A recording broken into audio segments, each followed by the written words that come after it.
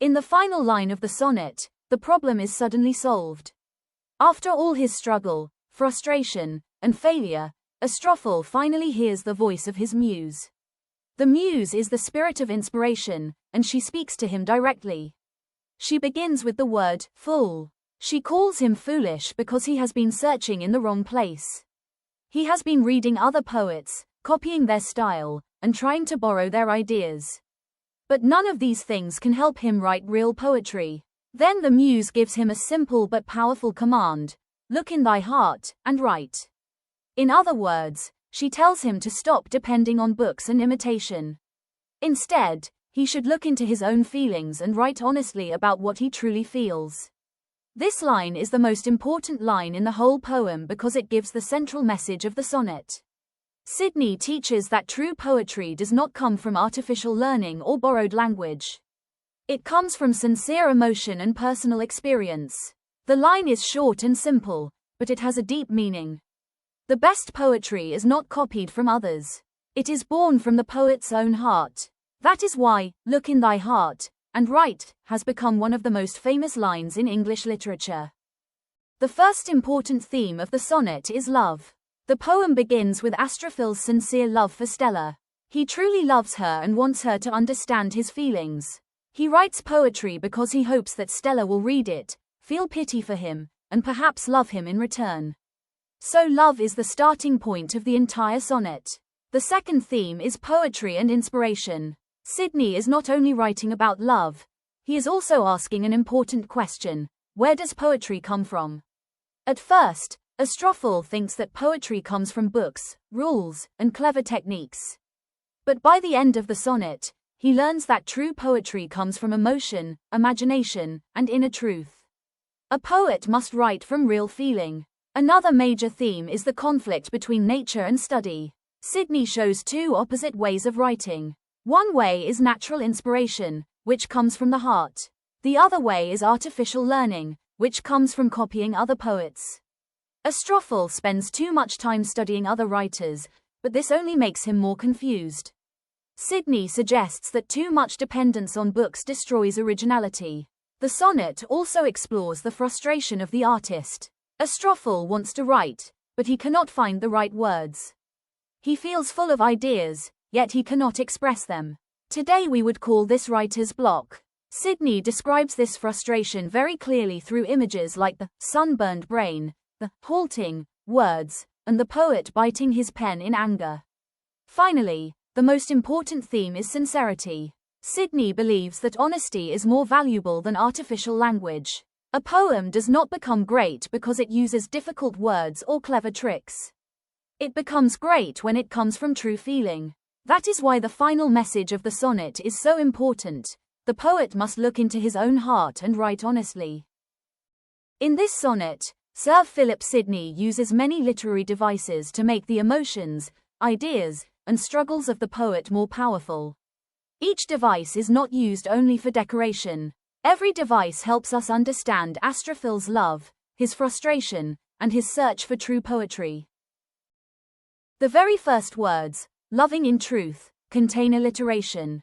The repeated L sound creates a soft and gentle effect.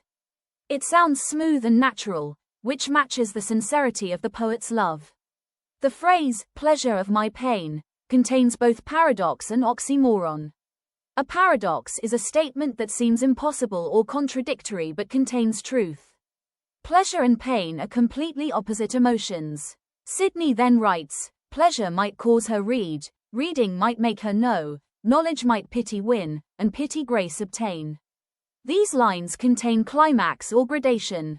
The ideas move step by step in an upward order. First Stella may read the poem. Then she may understand his feelings. Then she may pity him. Finally, she may reward him with love. Each stage is more important than the one before. This creates suspense because the reader wonders whether Astrophil's plan will succeed. The repeated use of the word, might, is an example of repetition. Sidney repeats this word because Astrophil is uncertain. He is not confident that Stella will love him. Everything is only a possibility. The repetition shows his hope, but it also shows his fear. These same lines also contain parallelism. Each phrase follows the same grammatical pattern. One action leads to another. This gives the lines rhythm and balance. The phrase, paint the blackest face of woe, contains metaphor. Sorrow is imagined as if it has a dark face that can be painted. This helps the reader picture his sadness more clearly. The words, blackest face of woe, also contain hyperbole. Astrophil exaggerates his sadness by calling it the blackest. Of course, there cannot literally be a darkest face of sorrow. When Sidney says, studying invention's fine, there is irony again. Astrophil studies many clever poetic techniques because he hopes they will help him. But the more he studies, the less successful he becomes. Instead of helping him write, these inventions only make him more confused. The line, oft turning others' leaves, contains metonymy. The word, leaves, does not literally mean tree leaves. It stands for the pages of books written by other poets. Astrophil reads the works of other writers because he hopes to learn from them. The image, some fresh and fruitful showers upon my sun-burned brain, is one of the most important extended metaphors in the sonnet. Astrophil compares his mind to dry land that has been burned by the sun. He hopes that reading other poets will be like rain falling on this dry ground. He believes that their poetry will refresh his imagination and help new ideas grow. The phrase, fresh and fruitful showers, also uses alliteration. The repeated f sound creates a smooth, flowing effect, almost like the sound of gentle rain. This makes the image more beautiful and memorable. The words, sunburned brain, contain metaphor because the brain is compared to dry, damaged land. Astrophil feels that his imagination is empty and exhausted. These same words also create imagery. The reader can easily picture dry earth cracked by the heat of the sun. This vivid image helps us understand the condition of his mind. The phrase, words came halting forth, contains personification. Words are described as if they were people trying to walk. But instead of moving smoothly, they come, halting, or stumbling. This shows that Astrophil's ideas do not come easily. The same phrase also creates visual imagery. We can imagine words limping awkwardly forward. This image makes his writer's block seem real and painful. The phrase, wanting invention's stay, contains personification because, invention, meaning imagination, is treated like a person who could support or guide him. When Sidney says, invention, nature's child, he again uses personification. Imagination becomes like a living child born from nature. This phrase is also a metaphor. Imagination is not literally a child, but Sidney compares it to one. He suggests that true creativity is natural, innocent, and free. The phrase, stepdame studies blows, contains both personification and metaphor. Study is treated like a cruel stepmother who beats the child, invention. Sidney suggests that too much studying and too many rules can destroy natural creativity. The words, fled stepdame studies blows, continue this personification. Imagination is shown running away in fear from study. This is a very powerful image because it shows that creativity cannot survive when it is controlled too much. The line, others' feet still seemed but strangers in my way, contains metaphor. The styles and meters of other poets are compared to feet or footsteps. Astrophil tries to follow them, but they seem strange and unnatural to him. The word, feet, also works as symbolism. In poetry, feet are units of meter. Sidney uses the word to symbolize the styles and techniques of other writers. The words, great with child, are themselves a metaphor. He is not literally pregnant. Instead, he is carrying ideas inside him that are waiting to be born as poetry. The phrase, helpless in my throes, continues this metaphor. Throes means labor pains. Sidney compares the pain of trying to write with the pain of childbirth. This shows how difficult and intense the creative process is. The line, biting my truant pen, contains personification. The pen is called truant, as if it were a naughty student refusing to do its work. Astrophil feels that even his pen is disobeying him. This same line also creates visual imagery. We can clearly imagine the poet biting his pen in frustration. This physical action shows how desperate and angry he feels. The phrase, beating myself for spite, contains hyperbole. Astrophil exaggerates his anger by saying he beats himself. This shows how strongly he blames himself for his failure. Finally, in the last line, "Fool," said my muse to me, "look in thy heart, and write," Sidney uses several devices together. The muse speaking is an example of personification because the muse is treated like a real person who can speak. The line also contains apostrophe because the poet turns toward the muse and addresses her directly.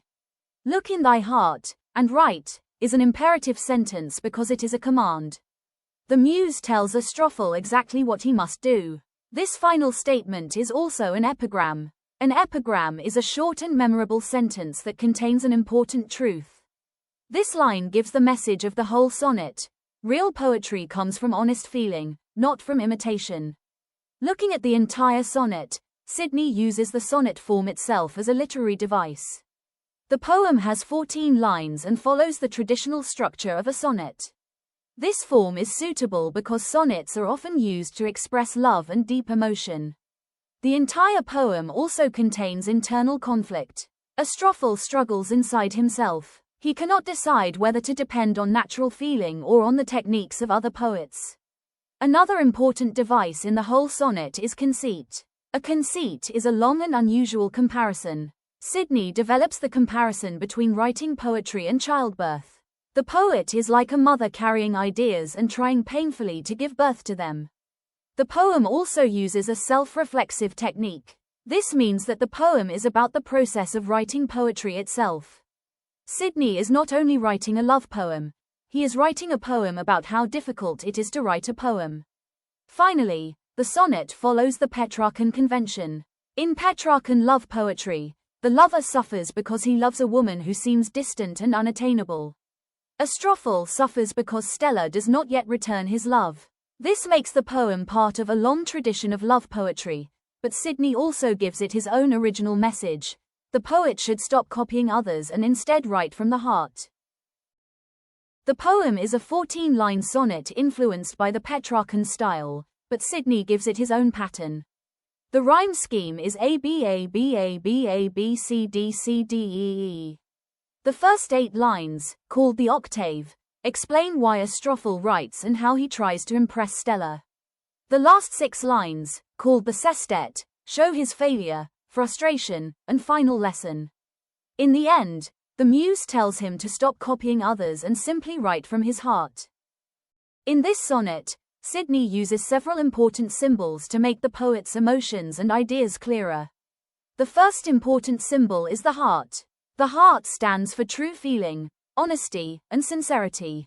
At the end of the poem, the muse tells Astrophil, "Look in thy heart, and write." This means that real poetry should come from genuine emotion, not from copying other poets. The heart represents the poet's inner truth. The second symbol is the muse. In classical poetry, the muse is usually the goddess of inspiration. But in this sonnet, the muse is more than that. She represents Astrophil's own inner voice and natural creativity. When the muse speaks, it is really the poet finally understanding what he must do. Another important symbol is the pen. The pen stands for poetry and self-expression. Astrophil wants to write, but he cannot. When he bites his pen, it shows his frustration and helplessness. The pen becomes a symbol of his struggle to express his feelings. Rain or showers are also important symbols in the poem. Astrophil hopes for fresh and fruitful showers upon his sunburned brain. The rain symbolizes inspiration. Just as rain helps dry land become alive again, inspiration can help the poet's mind produce new ideas. The sunburned brain is another symbol. It represents a mind that is dry, tired, and exhausted. Astrophil feels that he has no fresh ideas left. His imagination has been damaged by too much study and too much effort. Finally, Sidney uses the symbol of childbirth. Astrophil says that he is great with child to speak. He compares himself to a woman in labor. This symbol shows that writing poetry is painful and difficult. The poet carries ideas inside him and struggles to bring them out, just as a mother struggles to give birth to a child. Many readers think Sonnet I is only about Astrophil's love for Stella, but it is also about the art of writing poetry. Sidney is not simply telling a love story. He is showing how difficult it is to create true poetry.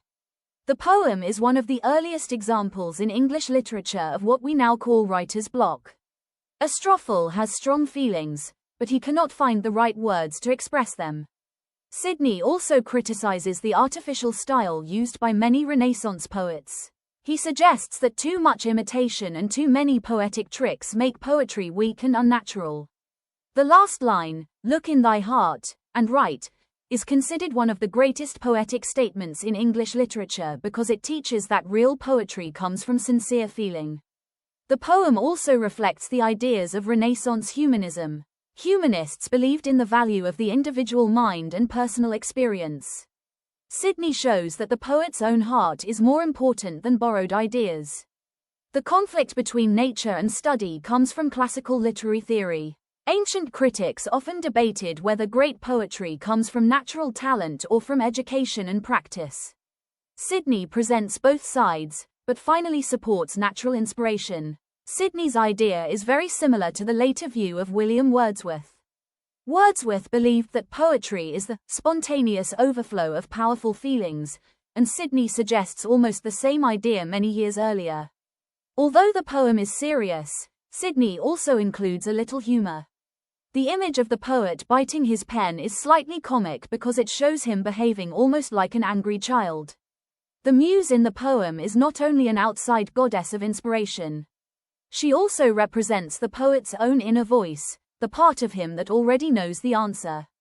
Finally, the poem is self-reflexive. This means that it is a poem about the making of poetry itself. Sidney writes not only about love, but also about the struggle of being a writer. According to Sir Philip Sidney's own critical ideas in an apology for poetry, poetry should do two things. It should delight the reader and it should teach an important truth. Sonnet I does both perfectly. It delights us through its musical language, vivid images, and emotional power. At the same time, it teaches a lesson. The best poetry does not come from copying others, but from honest feeling and personal experience.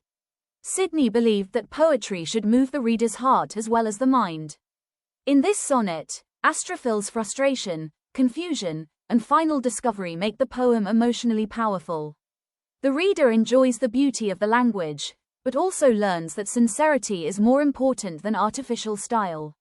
Modern critics usually do not see Sonnet I as only a love poem. They often interpret it as a poem about creativity itself. The real subject of the sonnet is not simply Astrophil's love for Stella, but the struggle of a poet trying to create something original.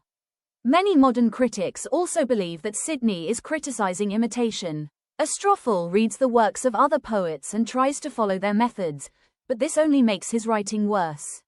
Sidney suggests that a poet who depends too much on others loses his own voice. For this reason, the sonnet is often seen as a defense of originality. Sidney argues that true art comes from the individual imagination and from genuine emotion. The final command, "Look in thy heart, and write," becomes a powerful statement in favor of originality and creative freedom. Sidney's sonnet I can be compared with several other famous poems because they share similar themes and ideas. First, the poem is similar to Shakespeare's Sonnet 18. In both poems, the poet writes because he loves someone. Astrophil writes to make Stella understand his feelings and perhaps love him in return. In Shakespeare's Sonnet 18, the poet praises the beauty of the beloved and uses poetry to make that beauty live forever. In both poems, love and poetry are closely connected. Sidney's sonnet can also be compared with Wordsworth's preface to lyrical ballads. Although they were written many years apart, both writers have the same idea about poetry. Sidney says that the poet should look in thy heart and write. Wordsworth later says that poetry is the spontaneous overflow of powerful feelings. Both believe that true poetry comes from genuine emotion, not from artificial language or imitation. The poem is also similar to the poems of John Donne. Sidney and Donne both write with intelligence and deep thought. Their poems are not only emotional, they also show the mind of the poet at work. Both writers describe inner struggle. Astrophil struggles to express his love, while Donne speakers often struggle with love, religion, or conflict inside themselves.